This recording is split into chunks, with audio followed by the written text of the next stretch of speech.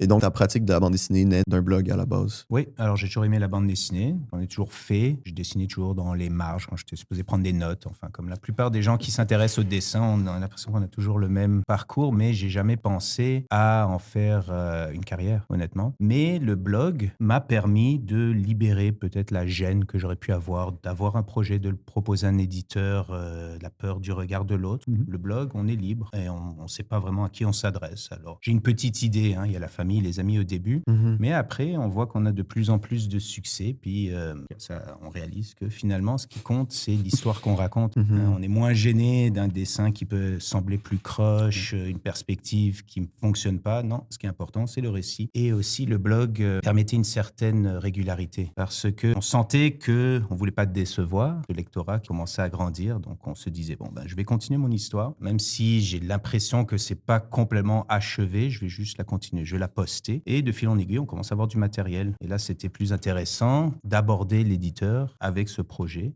Je disais que tu as fait une maîtrise en histoire de l'art, puis t'en parles dans Myland. C'est un peu le fil conducteur. Je suis supposé terminer ma maîtrise et Ouais. je suis en train de procrastiner. Alors je commence les blogs. Je m'amuse, j'observe ce qui se passe en dehors de ma fenêtre. Je regarde les gens dans le quartier. Mhm. Bien petit à petit, c'est le blog, c'est la bande dessinée qui va prendre la place dominante. Hein. Je mets de côté complètement la maîtrise et puis ce quartier que je regardais de l'extérieur, je commence à l'habiter. Je deviens un personnage. Il y a une espèce de mise en abîme vraiment intéressante dans l'ouvrage où ton personnage narrateur procrastine de faire sa maîtrise. Et nous, on sait que le fruit de cette procrastination-là est l'œuvre qu'on est en train de lire. Et donc, que c'est pas forcément de la procrastination. Voilà, et après la bande dessinée va finir par prendre le dessus, ça va devenir ma manière de me définir. Après Mylan qui a connu un certain succès quand même, je me suis lancé de manière beaucoup plus assidue dans la bande dessinée.